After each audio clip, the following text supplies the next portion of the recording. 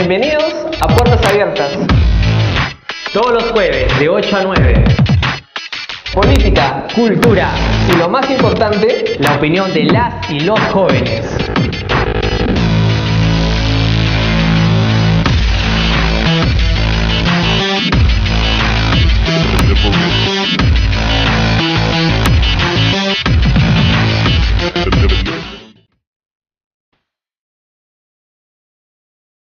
¿Y cómo hace? Usted pone su antena y la señal llega, pues, ¿no? Nunca he ido a comer pollo a la brasa a Yorlis. Nunca.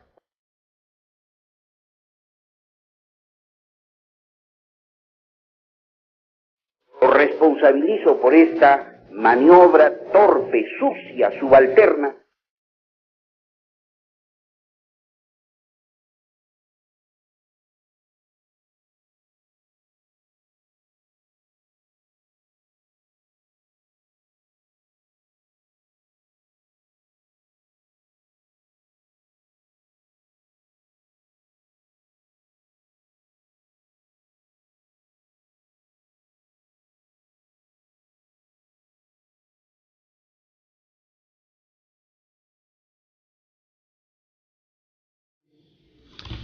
Muy buenas noches, estamos ya en el segundo bloque del programa Conexión Juvenil, un programa del Consejo Metropolitano de Participación de la Juventud de Lima. Y como les había anunciado, en este bloque vamos a tener la entrevista central del programa y vamos a tener a Eduardo Juárez. Él es representante del colectivo del Orgullo, y vamos a conversar con él sobre derechos sexuales y sobre todo sobre la marcha del Orgullo, que es este 27 de junio. Eduardo, bienvenido al programa. ¿Cómo estás? Buenas noches, gracias por la invitación. Muy bien, Eduardo, cuéntanos un poco, y digamos para que los jóvenes puedan conocerte, ¿cuál es tu experiencia en el tema de la defensa de los derechos sexuales y un poco sobre tu hoja de vida, digamos, sobre ti mismo? Bueno, yo creo que cuando hablamos de derechos sexuales y reproductivos, lo primero que tenemos que hacer es enmarcarlos como derechos humanos, ¿no? Como derechos ciudadanos, porque muchas veces se tiene la idea de que no son derechos, ¿no? Sino que es algo así como que se le ocurrió a alguien, ¿no? Pero hay que enmarcarlos como derechos también fundamentales, ¿no? Bueno, yo un poco desde mi experiencia de trabajo, tanto desde organizaciones de la sociedad civil, ONGs como Manuela Ramos, Flora Tristán, o otras organizaciones, ¿no? Y del Estado también, ¿no? Porque he sido parte del equipo del programa de salud sexual y salud reproductiva de la Municipalidad Metropolitana de Lima. Claro, sí. Entonces, es importante trabajar con las y los adolescentes la problemática de la salud sexual y reproductiva, y digo la problemática porque dado de que el Estado no viene abordando adecuadamente esta situación, ¿no? Temas de sexualidad con adolescentes y jóvenes, es que se convierte en una problemática, ¿no? Como los embarazos adolescentes, el aborto, que principalmente es en adolescentes y jóvenes, ¿no? Y cómo eso coloca en una situación de riesgo la vida de las adolescentes mujeres, ¿no? Y entre otras cosas, pues las infecciones de transmisión sexual, el VIH-Sida, el problema, por ejemplo, de la autonomía, la violencia, ¿no? Sabemos que estudios del Ministerio de la Mujer reportan que la situación de violencia en la etapa del enamoramiento, el noviazgo, en nuestro país es muy alto, ¿no? Y cómo las y los adolescentes van naturalizando esta violencia y que probablemente a futuro terminen en situaciones de feminicidios o otros tipos de violencia extrema. Así es. Justo estamos viendo en pantalla, estamos viendo algunas imágenes sobre lo importante y sobre la convocatoria a la marcha del Orgullo, que es este 27 de junio, y es importante mencionar, digamos, cuáles son y cuál es el objetivo central que tienen esta actividad para ustedes y por qué es importante en general para los ciudadanos de a pie, que de repente no conocen mucho sobre este tema. Claro, o sea, empezar un poco contando la historia, cómo nace este Día Internacional del Orgullo TLGBI, ¿no? Que en sí lo celebramos no solo aquí, sino en todo el mundo el 28 de junio, ¿no? Entonces, esta celebración un poco surge a partir de un hecho que sucedió más o menos a fines de los 60, en 1969, en Nueva York, ¿no? Entonces, tú sabes que en ese entonces, pues, la situación de la comunidad gay, lesbiana, bisexual, trans era un poco más compleja que la actual, ¿no? Porque si bien reconocemos que en la actualidad aún sigue habiendo violencia, sigue habiendo vulneración de derechos, pero en ese entonces era mucho más complicada, mucho más difícil, porque la misma normativa de los países sancionaban la homosexualidad, ¿no? Muchos países tenían pena de muerte o tenían cárcel, que en la actualidad son pues poquísimos países que tienen todavía estas sanciones, pero en ese entonces era un poco la mayoría, ¿no? Entonces, en esa ciudad había mucha represión, mucha violencia por parte de la policía. Entonces, la comunidad, ¿no? Llegó un momento donde sintió que ya no pudo soportar más esta situación de acoso, de hostigamiento, de violencia, y se rebelan, ¿no? Entonces, y ahí surge una confrontación con la policía, ¿no? Entonces se da unos sucesos, pues, que en ese entonces marcan un poco el inicio del movimiento TLGB en el mundo, ¿no? Y a esto es que se le llama la movida de Stonewall, ¿no? Porque Stonewall era el lugar, la discoteca, el bar donde se dan estos hechos, ¿no? Entonces, a partir de este suceso, donde incluso mueren gente porque hubo todo un problema, ¿no? Es que la comunidad decide salir a las calles, ¿no? A pesar de toda esa represión que existía en ese momento, decide salir a las calles y comenzar a exigir a los estados el que se les reconozca derechos, ¿no? Que se les reconozca ciudadanía. Y esto que surge en Nueva York comienza a dar la vuelta al mundo y comienza a replicarse en todos los países, ¿no? En nuestro país nosotros estamos celebrando la edición número 14 de la marcha, ¿no? Hay países que tienen más de 30 años marchando, pero en nuestro país esta es la marcha número 14, ¿no? Y cada año, pues, este hecho ha ido cambiando, ¿no? Porque, por ejemplo, si podemos recordar un poco cómo fue la primera marcha, pues eran poquísimas personas, ¿no? No eran ni 20 personas que salían a marchar, ¿no? Muchas de ellas enmascaradas, porque había mucho prejuicio, mucha discriminación social, ¿no? En la actualidad, pues vemos que las marchas movilizan a más de 6.000 personas, a instituciones defensoras de derechos humanos, ¿no? Vemos que durante la marcha, pues, nos acompañan políticos, congresistas, regidores, representantes de las Naciones Unidas, diferentes organizaciones defensoras de los derechos humanos, organizaciones TLGB, organizaciones feministas, ¿no? Otras organizaciones. Entonces, vemos cómo esto ha ido dando un giro interesante, ¿no? Hacia el reconocimiento, hacia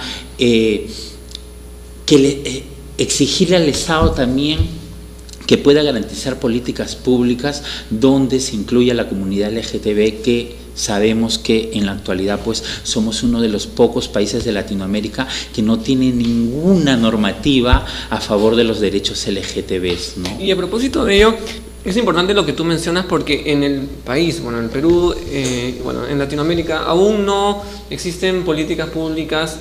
En algunos países, digamos, en Chile se aprobó la ley de unión civil. En el Perú se derogó, no prosperó, ¿no?, este proyecto de ley. Y como tú mencionas, aún continúa este, digamos, doble discurso de la población de no poder aceptar, o de la discriminación, ¿no? Como tú dices, es un tema todavía que nos cuesta, digamos, a los peruanos, y la sociedad como muy conservadora, ¿no?, que continúa. ¿Cómo tú ves los medios de comunicación? ¿Cómo pueden ellos ser un medio de difusor de estas políticas públicas, y cómo tocan el tema? ¿Cómo has visto tú? Bueno, definitivamente la manera como los medios de comunicación han ido abordando la temática ha ido cambiando también, ¿no? Porque al inicio, no solo de la marcha, sino en relación a la comunidad LGTB, la manera como abordaban la situación era muy prejuiciosa, muy discriminatoria, ¿no? Aún hay periodistas, ¿no? Hay prensa que todavía aborda de esa manera la situación, pero hay muchos medios, ¿no? que han ido cambiando un poco este enfoque, ¿no? Hemos visto cómo muchas figuras, por ejemplo, están a favor, ¿no? Por ejemplo, Rosa María Palacios, Augusto Álvarez Rodríguez, Magali Medina, muchas personas que, Beto Ortiz, ¿no? Que para muchos representan, pues, son líderes de opinión, ¿no? Entonces, y cómo el que estas personas se puedan mostrar a favor hace que la gente también cambie un poco su mentalidad, ¿no? A mí me llamaba mucho la atención en estos días, ATV, ¿no? El canal de televisión, ellos transmiten una novela durante el horario nocturno, ¿no? Y durante las escenas de esta novela transmitían una situación donde una pareja gay se besaba, ¿no? Y algo que sorprendió tremendamente fue una franja horrorosa que colocaban donde... Que era una imagen que puede ir susceptibilidad. Exacto, ¿no? Entonces tú te pones a analizar la problemática y tú dices, o sea, ¿en qué país vivimos donde que dos personas se expresen afecto puede causar susceptibilidad, pero que sin embargo en ese mismo canal, en horario de protección al menor, transmiten personas diciendo groserías, personas prácticamente ventilando su vida privada y con una alta connotación sexual, ¿no? Entonces, y ahí nadie pone franjas, ahí nadie dice nada, ¿no? Entonces habría que denunciar también estos hechos, ¿no? Porque los medios de comunicación, como te dije hace un momento, muchas veces son cómplices de que se refuerce el prejuicio y la discriminación hacia la comunidad LGTBI en nuestro país. Es cierto, los medios cumplen una función y un rol muy importante en la difusión, sobre todo de transmitir cómo la información es transmitida a toda la población. Y sabemos que hubo una protesta, me parece, frente a Canal 9 el día de hoy o ayer. ¿Sí? El día de hoy. De hoy, lo vi justo antes de venir. Y bueno, me parece una actitud poco, pues, no sé, honesta o sobre todo poco ética, ¿no? De un medio de comunicación el poner esto, porque no lo pone cuando transmite, por ejemplo, su noticiero, que pasan de repente, no sé, asesinatos o imágenes con sangre, ¿no? Entonces es como que un doble discurso que aún los medios tienen en hacer esto. Eduardo, cuéntame un poco tu experiencia con las marchas. ¿Has participado anteriormente en esto? Me imagino que sí, pero cuéntanos tú un poco más. Bueno, la marcha aquí en Lima, porque no podemos decir Perú, porque al igual que en Lima, en varias ciudades del Perú se realizan, ¿no?, marchas. Este año, ¿no?, se realiza en Iquitos, en Trujillo, en Chiclayo, en Cusco, en Arequipa, ¿no? Algunas ya van tomando, ya tienen, por ejemplo, la de Iquitos tiene 10 años, ¿no? Entonces ya es más o menos, tiene la misma magnitud, el mismo impacto que la de Lima, ¿no? Pero hay ciudades, ¿no?, donde aún todavía están empezando, pero están convocando más gente, ¿no? Y eso es lo importante, ¿no? Como te decía, la marcha de Lima, ya son 14 años que salimos a las calles, ¿no? Cada vez soy parte del colectivo Marcha del Orgullo, ¿no?, que es un espacio de articulación de organizaciones, de personas que nos juntamos para organizar la marcha cada año, ¿no? Y este espacio, pues, cada año ha ido también un poco reformulándose, mejorándose, ¿no? Por ejemplo, este año hemos organizado una cena muy bonita donde mucha gente solidaria, no necesariamente gay, sino amigos heterosexuales, han colaborado para poder recaudar fondos para organizar la marcha, porque también implica movilizar todo un tema logístico, económico, ¿no? Y que probablemente, pues, no tengamos todos los recursos para hacerlos, ¿no? Hay muchas organizaciones que apoyan esta causa, ¿no? Por ejemplo, años anteriores la Municipalidad de Lima ha apoyado, ¿no? Es más, la marcha, si no me equivoco, número 11, fue inaugurada por la alcaldesa de Lima, ¿no? La marcha el año pasado la inauguró el teniente alcalde de Lima, ¿no? Y esas cosas van sentando precedentes. Sobre todo que ¿no? son actos simbólicos que aportan, exacto, ¿no? Que puedan poco a poco integrarse y que esto sea pues percibido también por la misma población como un acto de integración, ¿no? Más que dividirnos, debemos unirnos en conocer un poco más y no tener esos prejuicios que a veces son, por no decirlo, tontos o que no aportan pues a integrarnos como peruanos, sobre todo. Y bueno, sobre un poco el tema de los derechos, luego vamos a hablar un poco más de la marcha en el siguiente bloque, pero sobre la población LGTBIQ, ¿qué nos puedes comentar? ¿Cuáles son actualmente los reportes, las estadísticas que tú conoces? ¿Cuánto porcentaje de los peruanos pertenecen a esta comunidad o son parte, digamos, de esta comunidad? Cuéntanos un poco. Bueno, sabemos que no hay una estadística exacta, ¿no? Porque el Estado peruano, pues, al invisibilizarnos, al no reconocernos, ¿no? Los estudios donde se miden, ¿no? a la población no nos incluyen, ¿no?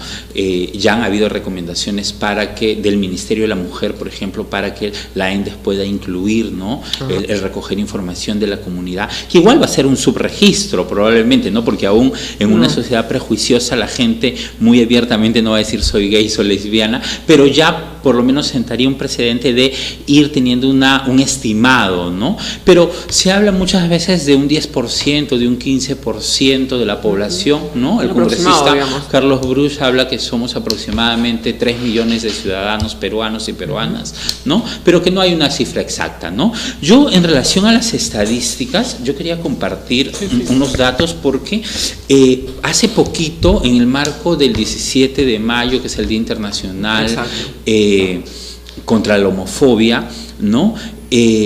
Pronsex y la Red Peruana LGB presentaron un informe anual de derechos humanos, ¿no? Y algunos datos que resaltan en este informe, por ejemplo, es que entre el año pasado y lo que va al inicio de este año, este informe reporta 4 suicidios de adolescentes LGTBs, ¿no? Y esa es una situación que a nosotros nos preocupa. Es una cifra preocupante y ¿no? muy alta. Porque cómo esta situación de discriminación, de exclusión que vivimos la comunidad LGTB lleva a que las personas tomen esas decisiones extremas que atentan contra su vida, ¿no? Entonces, y que el Estado muchas veces no reconoce eso, ¿no? Entonces, yo creo que hay que responsabilizar no solo a la familia, porque, por ejemplo, en uno de estos casos del adolescente de Iquitos, él en el último documento, la carta que deja, él responsabiliza a su padre, ¿no? De su suicidio. Entonces, imagínate el impacto que puede tener para la familia. Cómo la ¿no? familia puede, digamos, ser un obstáculo para que esta persona, o digamos, pueda continuar con normalidad el desarrollo de su vida. Bueno, Eduardo, se nos queda todavía muchas cosas, tenemos un bloque más, pero vamos a unos comerciales y venimos en el siguiente, con el programa. Ya venimos. Okay.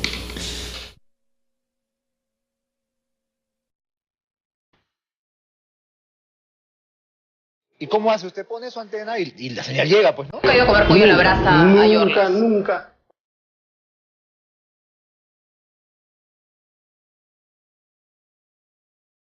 Lo responsabilizo por esta maniobra torpe, sucia, subalterna,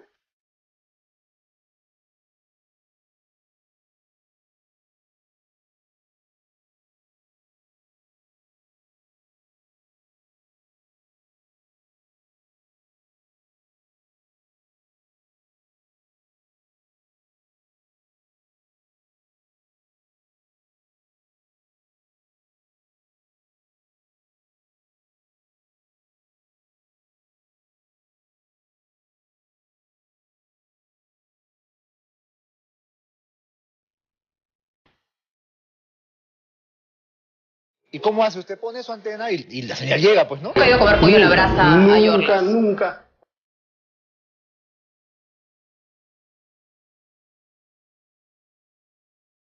lo responsabilizo por esta maniobra torpe, sucia, subalterna,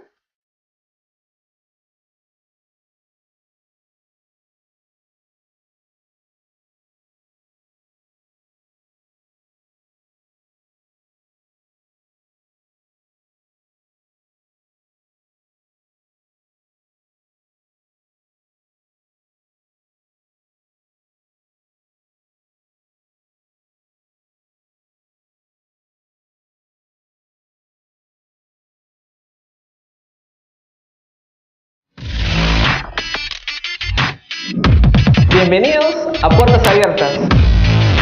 Todos los jueves de 8 a 9.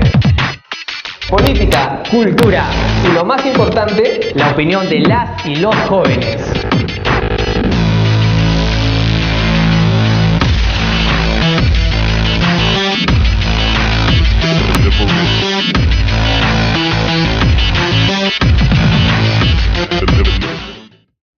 Muy bien, amigos, continuamos con Conexión Juvenil, un programa del Consejo Metropolitano de Participación de la Juventud de Lima. Y hoy estamos hablando de los derechos sexuales LGTBIQ y hablando sobre la Marcha del Orgullo, que es este 27 de junio. Y es un tema pues que no se aborda de diferentes formas en los medios, pero no con la debida importancia que se tiene. Y como sabemos todos, hace poco no procedió el proyecto de ley del congresista Bruce para la ley de unión civil, y bueno, a raíz de esto otros países lo han hecho, como Chile. Tengo entendido también que en otros de Europa ya pues tienen muchos años más adelantados, digamos, que nosotros, y estamos conversando sobre este tema. Eduardo, continuamos con un video sobre el recuento de lo que fue la Marcha del Orgullo del 2014. Tenemos este video, veámoslo a continuación. A lo largo de todos estos años hemos pasado de ser aproximadamente 200 personas a casi 5.000 personas. Salimos de cubrir las páginas de la farándula para llegar a las páginas políticas. Salimos de lo anecdótico a hacer la demanda que se coloca una vez al año en la Marcha del Orgullo.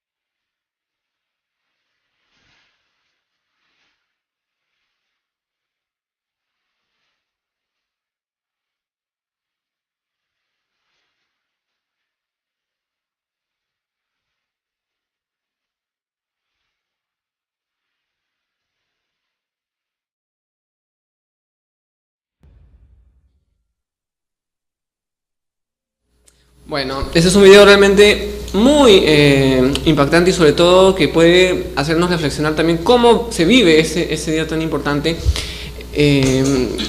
La Marcha del Orgullo pues reúne a todos los colectivos, organizaciones de jóvenes, no solo, como dijo Eduardo, no solo LGTBIQ, sino gente pues de a pie que se suma, diferentes pues artistas o medios de comunicación, representantes del Congreso que acuden. Sobre todo esto es importante porque se puede difundir, ¿no? Lo que no se puede hacer visibilizar, pues, ¿no? Toda esta problemática que, como yo menciono, y es importante es el respeto por las personas. Creo que la dignidad humana y el respeto, pues sí, como dice la Constitución, ¿no? O sea, no hay diferencia ni discriminación por sexo, por orientación sexual, por religión, o sea, no hay distinción, ¿no? Ni alguna. Entonces, esto creo que aún nos falta tomar conciencia de este rol importante que tenemos nosotros, porque depende de la población que puede esto cambiar, ¿no? El cambio es parte de nosotros y cómo podamos asumir, digamos, con total normalidad, y creo que aún nos falta mucho en quitarnos el prejuicio, ¿no? Esto aún nos cuesta, y los derechos son para todos iguales, creo yo, no debe haber esto. Y coméntanos un poco, Eduardo, cómo así crees que la Iglesia Católica aún cumple un rol en obstaculizar, pues, y digamos, entrometerse en temas que no le incumben. Bueno, la situación con las iglesias, o sea, ya no solo viene de parte de la Iglesia Católica, ¿no? Las iglesias evangélicas también en la actualidad tienen mucha fuerza para obstaculizar la garantía de los derechos humanos a la comunidad LGTB, ¿no? Sabemos cómo hace poco se archivó el proyecto de unión civil, ¿no? Sin ningún sustento, sin ninguna argumentación, ¿no? Sus argumentos de los congresistas fundamentalistas que se oponían, dogmas, ¿no? Claro, ¿no? En creencias personales, en prejuicios, ¿no? Pero no había ningún argumento sólido que realmente se pueda debatir, ¿no? O sea, yo desde mi lectura realmente no hubo un debate y es preocupante, ¿no? Porque no estuvo, creo yo, no estuvo a nivel, digamos, no hubo un argumento, pues, científico, o un argumento, pues, de ningún tipo. Sí, no hubo. Sí, definitivamente, ¿no? Entonces, pero yo quiero ahondar ahí en relación a, o sea, la preocupación viene no solo en relación a la unión civil, ¿no? Sino a la negativa del Estado, y no solo de este gobierno, sino de los últimos me imagino 20, 30 años en el Perú, ¿no? Donde los diferentes congresos han ido negando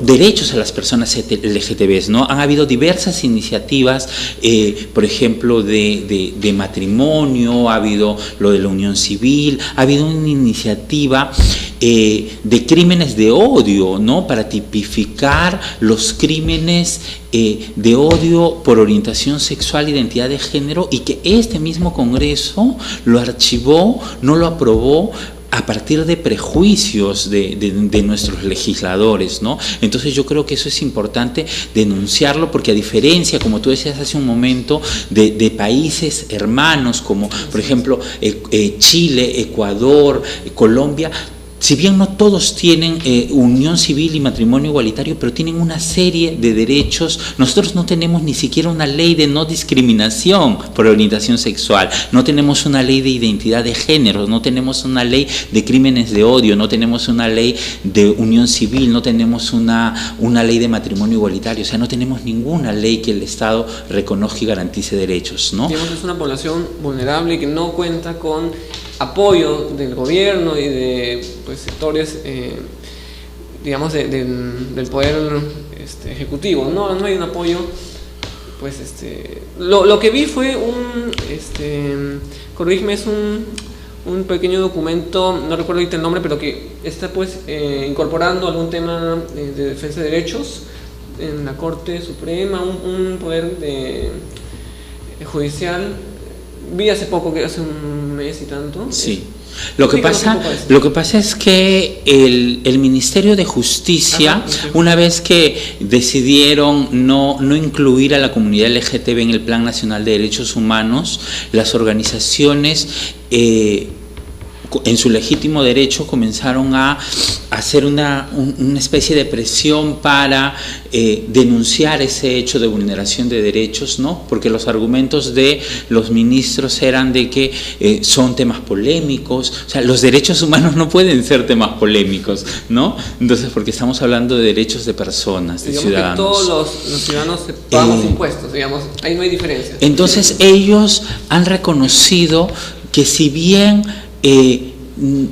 no han incluido a la comunidad LGTB en el Plan Nacional de Derechos Humanos, pero sí han tenido una actitud de comenzar a trabajar y coordinar con la comunidad, con las organizaciones, para comenzar a sentar precedentes, ¿no? Por ejemplo, ellos están ahorita elaborando una especie de recoger casos de discriminación, de violencia, que ninguna entidad del Estado tiene. Por ejemplo, los reportes de crímenes de odios, de suicidios, que nosotros manejamos y que llevamos a instancias supranacionales, son subregistros de la sociedad civil, ¿no? Como este informe que te decía que elaboraba Pronsex y la Red Peruana LGTB, pero no son registros oficiales, no son registros del Estado, como por ejemplo en materia de feminicidio sí tiene el Ministerio de la Mujer. Entonces lo que busca el Ministerio de Justicia es comenzar a levantar información para que posteriormente con esta misma información poder decir sí, o sea, hay una necesidad de reconocer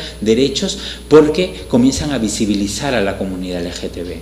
Entonces creo que igual hay que saludar ese tipo de iniciativas que aún son muy débiles, muy insuficientes, pero que es una forma de comenzar a ir reconociendo de que esta comunidad también tiene que ser sujeta de derechos, ¿no? Y es importante, como tú lo dices, estamos aún dando pequeños pasos, pero pues nos falta mucho. Estamos, creo yo, años luz de otros países de aquí, de América Latina. Y esto, como lo quiero recalcar, es importante que la ONU lo reconoce como que todas las personas sin discriminación pues tienen acceso a todos los derechos. O sea, no hay diferencia como tú dices, en identidad de género o sin discriminación alguna. Todas las personas, por su condición de seres humanos, tienen, o sea, nacen con esta propiedad de tener derechos humanos, ¿no? Y no se pueden negar a nadie. Y no solo la Declaración de Derechos Humanos, ¿no? Sino nuestra propia Constitución. Exacto. Entonces, no es algo que estemos hablando de derechos especiales, no estamos hablando de derechos negados a ciudadanos y ciudadanas peruanas, ¿no? Entonces, el Estado tiene una responsabilidad. Hace algunos años, quería citar en el 2006 exactamente, Naciones Unidas elabora un documento al cual se le llama Principios de Yogyakarta. Estos principios que son recomendaciones, ¿no?, para que los estados comiencen a reconocer derechos en materia de orientación sexual e identidad de género, ha sentado un precedente para el mundo, dado que a partir de estos principios es que los países de Latinoamérica y del mundo comienzan a garantizar derechos a la comunidad. Lamentablemente nuestro país aún no toma esas recomendaciones de Naciones Unidas para comenzar a garantizar derechos, pero que esperemos que este nuevo, estamos de cara, como tú dijiste ya al inicio, a las elecciones, ¿no? Esperemos que este nuevo gobierno pues tenga voluntad política para reconocer derechos, dado que todas las personas somos sujetas de ellos, ¿no? Y todos somos iguales por la Constitución, o sea, digamos, tenemos los mismos derechos, no podemos ser indiferentes ante esto. Bien, nos vamos a unos cortes comerciales y venimos con más en Conexión Juvenil. No te muevas. ¿Y cómo hace? Usted pone su antena y la señal llega, pues, ¿no? Nunca he ido a comer pollo a la brasa a York. Nunca.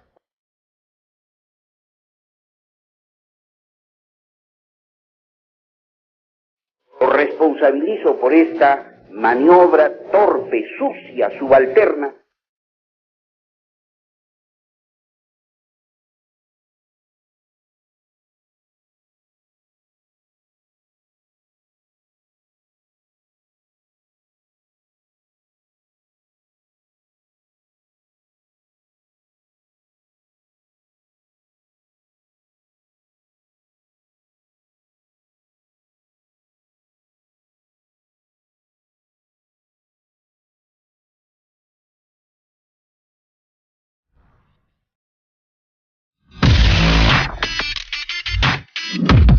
Bienvenidos a Puertas Abiertas.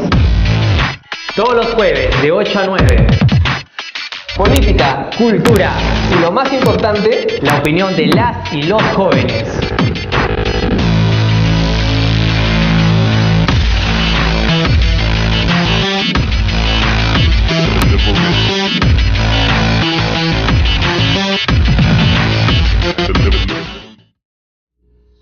Bien amigos, continuamos con Conexión Juvenil. Estamos en el último bloque del programa. El programa está muy interesante y sobre todo nos hace reflexionar a todos los jóvenes, las y los jóvenes, sobre la importancia del respeto a los derechos sexuales y bueno, conocer un poco más, ¿no? Cuál es la realidad de las y los jóvenes LGTBIQ. Hoy estamos con Eduardo Juárez, él es representante del colectivo del Orgullo. Y bueno, estamos en el último bloque, Eduardo. Un poco tus reflexiones pues finales y tu invitación para la Marcha del Orgullo de este 27 de junio. Sí, bueno, para ir cerrando, yo creo que es importante resaltar que la Marcha del Orgullo LGTBI es una celebración de visibilidad pública, ¿no? De reivindicación, de resistencia, que lo que busca o demanda principalmente es la igualdad y el reconocimiento de derechos humanos a las personas LGTBs, ¿no? Entonces, yo creo que es importante que se entienda ese mensaje, ¿no? Que las personas que salen a marchar, que no son solo LGTBs, sino amigos, personas solidarias, lo que buscan es eso, ¿no? Decir, no tengo por qué quedarme en el closet, puedo dar la cara, soy tan igual que ti, no tengo por qué avergonzarme de nada y es mi legítimo derecho y el Estado tiene que reconocerme derechos, ¿no? Bueno, como ya lo dijimos hace un rato, está en la pantalla la imagen de la convocatoria a voluntarios para que nos apoyen el día de la marcha, ya que como es un evento tan grande necesitamos apoyo de gente solidaria. ¿Cuándo están convocando? Estamos convocando para este jueves 18 de junio a las 6 de la tarde en el Centro de la Mujer Peruana Flora Tristán. Hay un pequeño en nuestra página de Facebook, que es Marcha del Orgullo Lima. Ahí ustedes van a encontrar el formulario, solo envían sus datos y nosotros les vamos a corroborar la inscripción, ¿no? E invitar a todos y todas que vayan el 27 de junio a la Marcha del Orgullo que se realiza. La concentración es en el Campo de Marte desde la 1 de la tarde y que finaliza en la Plaza San Martín con un show artístico cultural donde habrán invitados especiales, artistas y un show musical. Qué bueno, entonces amigos, no se pueden perder, este día es importante, pues como ya Eduardo nos está invitando, el 27 de junio, pues qué mejor que, pues quiero yo comprometernos, ¿no? Como tú dijiste, comprometernos con este tema tan importante y sobre todo que involucra a tantas personas que merecen todos los derechos, creo yo, que los peruanos que, digamos, no creo yo que haya un tema aún de no aceptar, ¿no?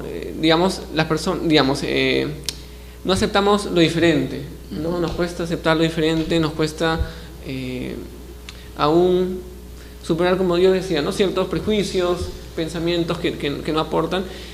Y es importante, pues, primero conocer y luego tener una opinión sobre este tema. Espero que podamos tener el programa de repente en el próximo, de aquí unos próximos, y hablar un poco sobre lo que fue esta marcha. Bien, Eduardo, entonces te agradecemos por tu participación en el programa. No, gracias a ustedes por la invitación. Ok, bien.